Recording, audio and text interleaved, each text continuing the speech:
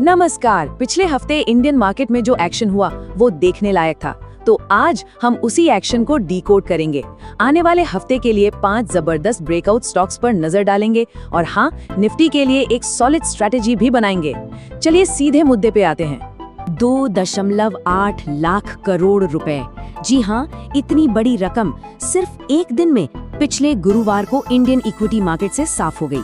ये आंकड़ा हमें साफ साफ बताता है कि मार्केट में इस वक्त कितनी उथल पुथल है और दांव कितने ऊंचे लगे हुए हैं। तो सबसे बड़ा सवाल ये है कि आखिर इतनी बड़ी गिरावट आई तो आई क्यों? चलिए जरा गुरुवार की इस बड़ी बिकवाली के पीछे की वजहों को समझते हैं। इसमें ऊंचे लेवल्स पर प्रॉफिट बुकिंग और कुछ खास सेक्टर्स की कमजोरी का बड़ा हाथ था। देखिए, ये गिरावट सिर्फ कुछ शेयरों तक ही सीमित नहीं थी, ये पूरे बाजार में फैली हुई थी। निफ्टी 50 अपने अहम लेवल 25,800 के नीचे बंद हुआ। सबसे बड़ा झटका लगा आईटी सेक्टर को।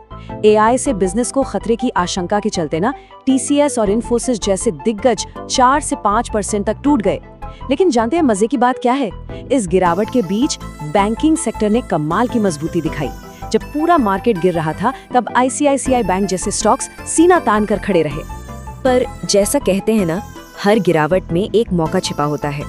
तो चलिए अब डर की बात छोड़ते हैं और मौकों की बात करते हैं। हमने 5 ऐसे जबरदस्त स्टॉक्स चुने हैं जिनके टेक्निकल चार्ट्स एक मजबूत ब्रेकआउट का साफ साफ इशारा कर रहे हैं। हमारी लिस्ट में पहला नाम है इंडस्ट्री का हेवी वेट, रिलायंस इंडस्ट्रीज। हाल ही में इसके वॉल्यूम में जो जबरदस्त उछाल आया है ना, वो एक क्लासिक साइन है कि बड़े इंस्टीट्यूशनल इन्वेस्टर्स मतलब एफआईआईज और डीआईआईज इसमें जमकर खरीदारी कर रहे हैं। रिलायंस के लिए गेम प्लान बिल्कुल साफ है। इसका आरएसआई जो स्टॉक के मोमेंटम को मापता है वो ओवरसोल्ड जोन से ऊपर की तरफ मुड़ रहा है। ये एक बढ़िया खरीदारी का सिग्नल है। तो 1850 के लेवल के ऊपर इसमें अच्छी तेजी बन सकती है। स्टॉप लॉस 1820 पर रखकर 1900 और फिर 1940 के टारगेट्स के लिए नजर रखी जा सकती है। अगला स्टॉक है श्रीराम फाइनेंस। ये स्टॉक अपने जरूरी मूविंग एवरेजेस यानी कि पिछले कुछ दिनों की एवरेज कीमत को पार कर चुका है और अब ऐसा लग रहा है कि ये एक नई तेजी के दौर के लिए पूरी तरह से तैयार है। श्रीराम फाइनेंस के लिए 1350 से 1370 का जोन खरीदारी के लिए एक स्वीट स्पॉट हो सकता है। 1320 का एक सख्त स्टॉप लॉस रखना जरूरी है और 1420 और 1470 के टारगेट्स पर ध्यान देना होगा। अगर यहाँ मजबूत वॉल्यूम के साथ ब्रेकआउट होता है ना, तो रिस्क के मुकाबले रिवॉर्ड काफी शानदार हो सकता है। जैसा कि हमने पहले ही बात की, बैंकिंग सेक्टर में दम दिख रहा है और आईसीआईसीआई बैंक इसका लीडर है। सोचिए, पूरे बाजार की गिरावट के बावजूद इस स्टॉक में खरीदारी हो रही है। ये इसकी अंदरूनी ताकत को साफ साफ दिखाता है। आईसीआईसीआई बैंक के लिए बाय ऑन डिप्स यानी गिरावट पर खरीदने की स्ट्रैटेजी सबसे अच्छी रहेगी। 1420 से 1430 के बीच इसमें एंट्री का अच्छा मौका बन सकता है, 1400 के स्टॉप लॉस के साथ।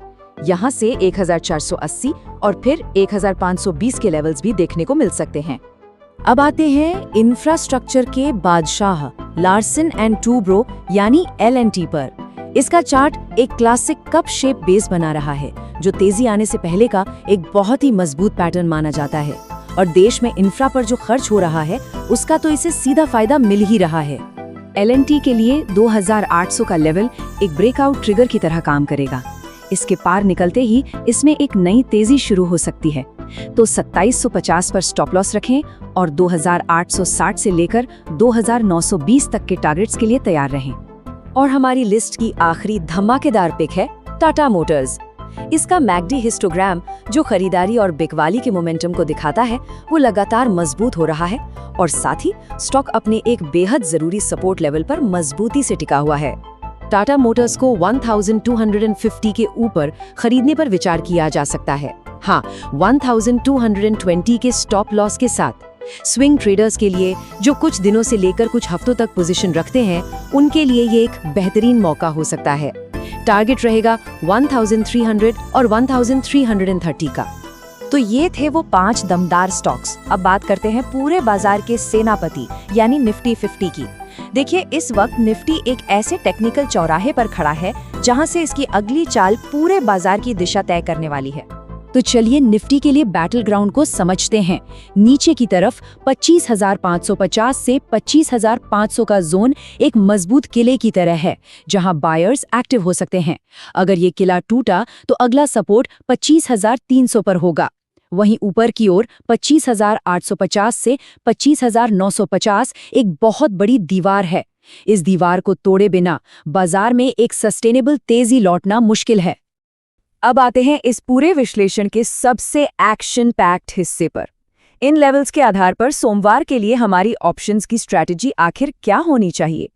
यहाँ पर 3 सिनेरियो बनते हैं। पहला, अगर निफ्टी 26,000 की दीवार को तोड़कर ऊपर निकल जाता है तो कॉल ऑप्शंस यानी तेजी के सौदों में प्रीमियम तेजी से बढ़ सकता है।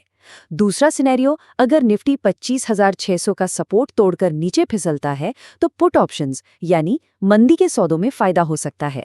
और तीसरा, अगर निफ्टी 25,700 से 26,000 के बीच फंसा रहता है तो बेहतर है कि कोई भी नई पोजीशन न ले, क्योंकि वहां प्रीमियम गलने यानी थीटा डीके का खतरा सबसे ज्यादा होगा। तो आखिरी और सबसे बड़ा सवाल यही है, सोमवार को बाजार का ऊंट आखिर किस करवट बैठेगा? क्या आईटी सेक्टर की कमजोरी पूरे बाजार को नीचे खींच ले जाएगी, या फिर रिलायंस और आईसीआईसीआई बैंक जैसे दिग्गजों में जो ब्रेकआउट की ताकत दिख रही है वो बाजार को एक नई ऊंचाई पर ले जाएगी? इंतजार रहेगा।